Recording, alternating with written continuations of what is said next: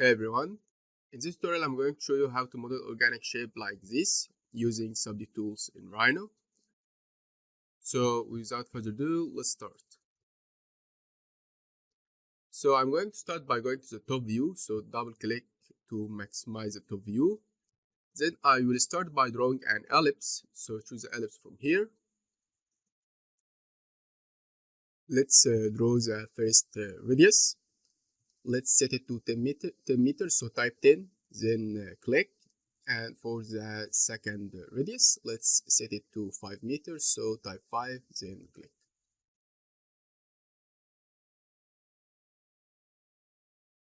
Then I'm going to scale this ellipse, so hold Shift and Alt and move using the gimbal to scale it and create a copy at the same time. Or we can open Center Snap and scale it using Scale 2D and choose from here, make a copy and snap to the center. And maybe scaling here. This is if you want to scale it using a specific length. So for example, if I want it to be 3 meters, so type 3 or maybe 2.5, then press enter, then right click. Select this one. So I think I need to move this up a little bit, maybe something like this.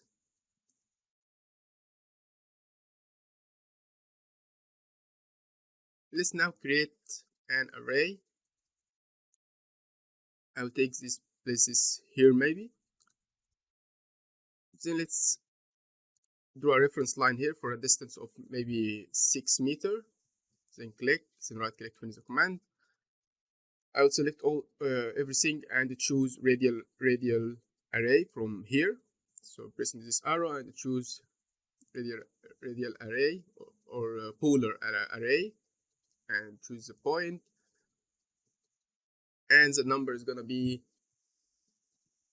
5 maybe. So type 5, press enter, and then right click. So now we want to create some size variation. So I will start changing scaling and changing the proportions of this shape. So I'm gonna move the gimbal to here and hold Shift and start scaling using the gimbal to scale it uniformly. So maybe increasing this a little bit, and same thing for this. Select it, double click here to move the gimbal, hold Shift and start scaling it uniformly like this. And for this one, let's select this one and hold Shift to select the other. And let's move the gimbal maybe here. Double click to move the handle to increase the accuracy. And I will start scaling it in just in this direction to change its proportions. If you want to scale, for example, I need to scale this one too. So I can double click to move the gimbal. But if I start scaling it like this, this is not what I want. So we can rotate the gimbal. So double click to rotate the gimbal and snap to this point. So now we can scale it like this. Let's move this here and hold Shift and scale it so the whole curves firmly. Maybe this one need to be scaled a little bit, something maybe like this. So now we have our basic curves. So let's double click to minimize the top view and double click in the perspective to maximize the perspective view. So now these curves are what we are going to use to create the SubD shape. We are going to use SubD loft. So I can hide this curve for now. So select and press Ctrl H to hide it. Okay, now I'm gonna move. So now I'm gonna move everything 4 meters. So select everything and let's move them using the gimbal and press 4. And for these parts, I'm gonna select all of them and let's move them up maybe 8 meters, something like this, or maybe 6 meters. So I'm gonna move this down a little bit, 2 meters maybe. Okay, now let's start creating the SubD from these curves. So select this curve, hold Shift and select the second curve. Let's go and choose create a SubD loft. Let's align these arrows and this line and these arrows together. Then right click. As you can see, the SubD surface doesn't follow the curves, and this is because these curves are not SubD friendly. So there is two methods to adjust it. We can just adjust shape segments. So we can, as we increase the segments, it will follow the shape more, or we can convert these curves into rebuild these curves and make it SubD friendly. But I'm not gonna rebuild it. I'm just gonna use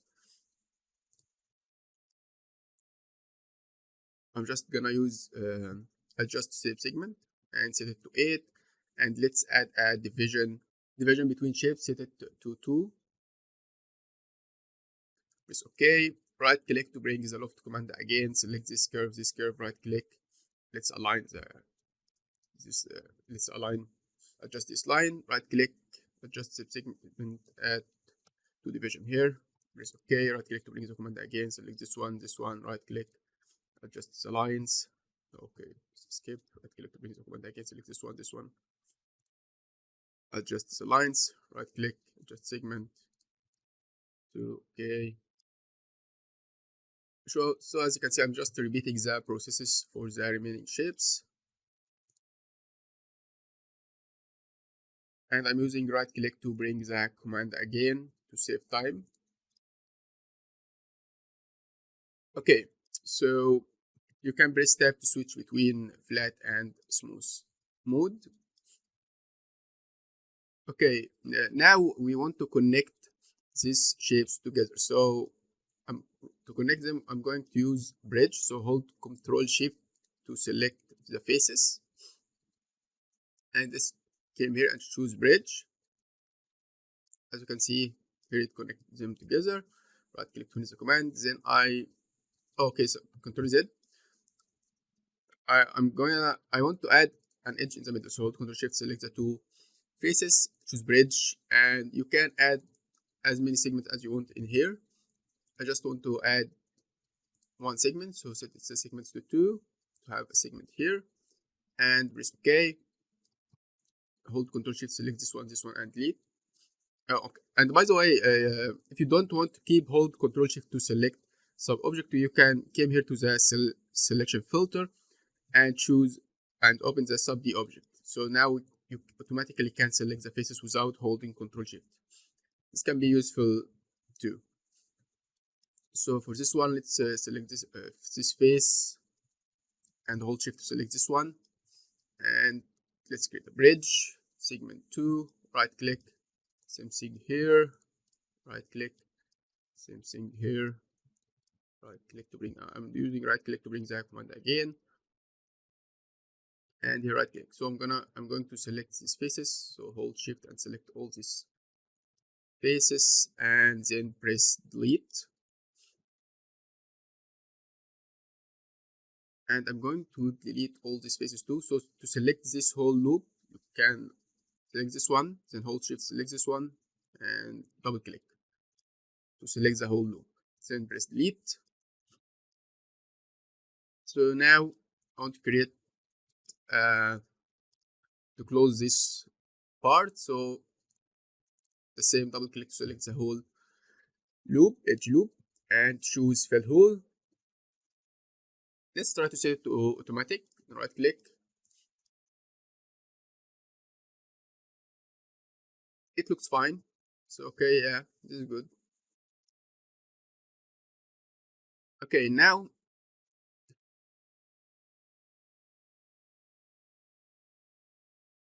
okay, let's try something else. I will close the SubD.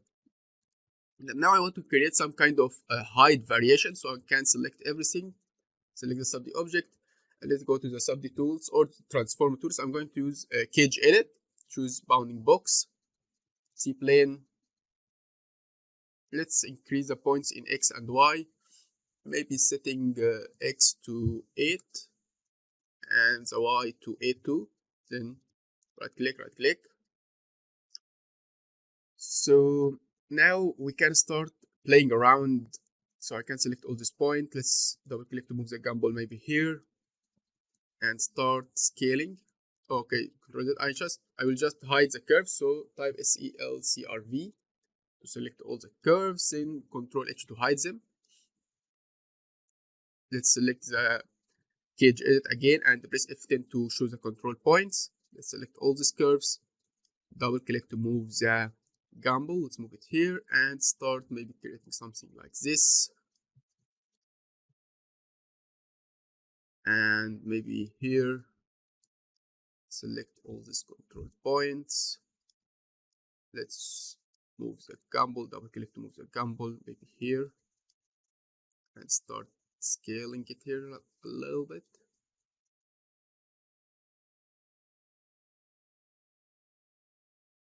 So this starting to make the shape looks more interesting and more dynamic. Let's come here, select these control points. Maybe just skip. Maybe just these control points. Double click to move the gimbal, move it here, and start maybe scaling this more a little bit.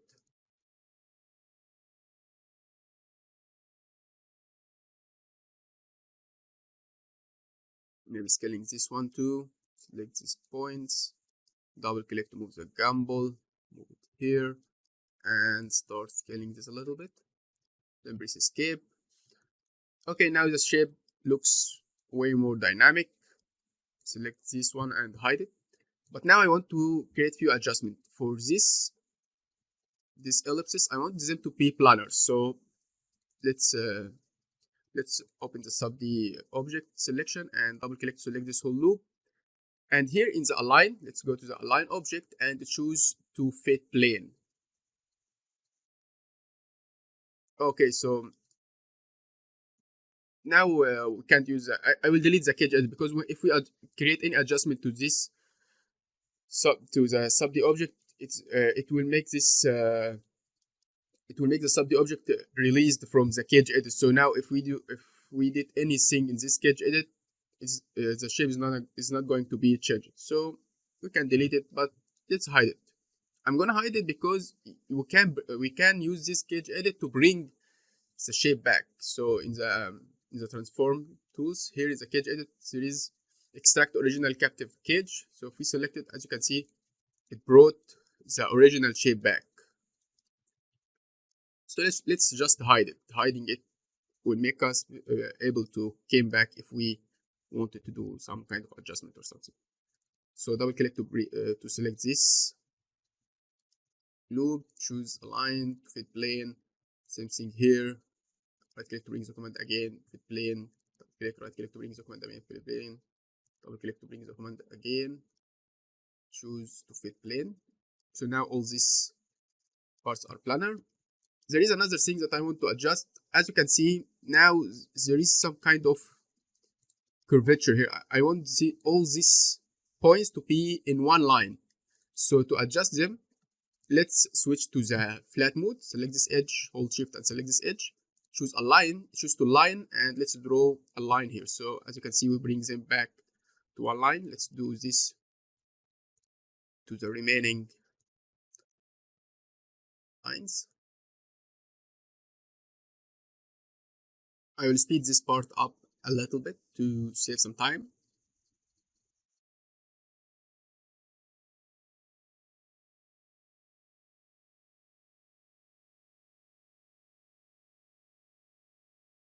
Okay, so finally I want to bring this part back planar, this roof.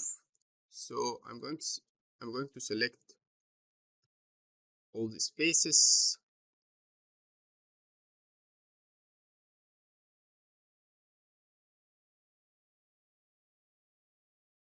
And then type set point, set it to in Z direction.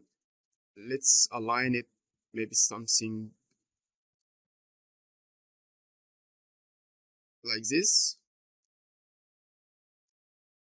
By the way, we can check the height of this, so we can double click to minimize the view and double click to maximize here. Let's go to the snap, open the project, and let's draw some kind of a reference line here to see what's the height. So the height is like 3.74. We can draw a reference line and start adjusting it based on this reference line, but I'm gonna keep it like this for now. I think I need to move this.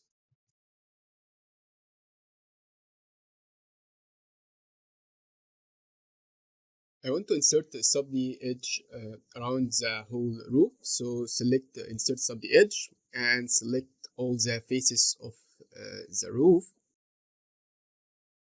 Then right click and let's set it to maybe 0.5.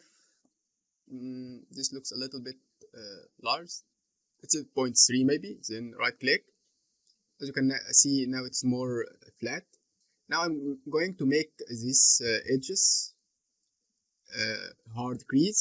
So let's select all these edges.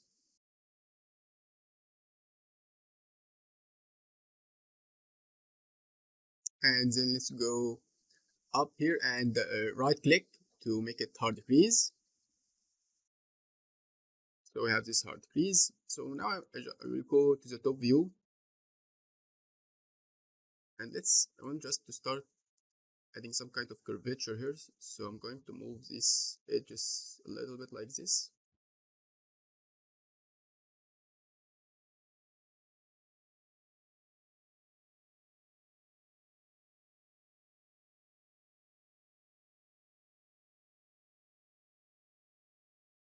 Yeah, this looks better.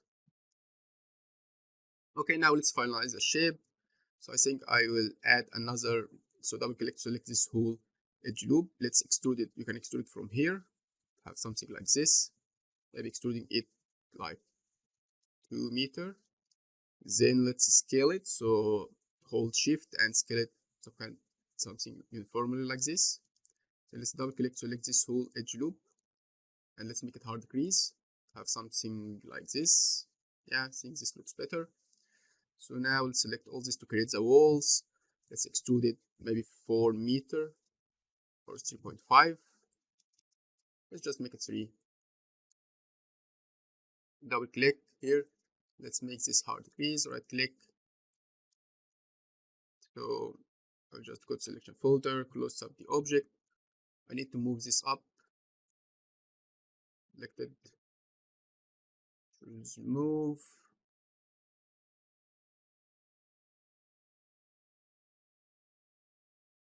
Let's open the snap.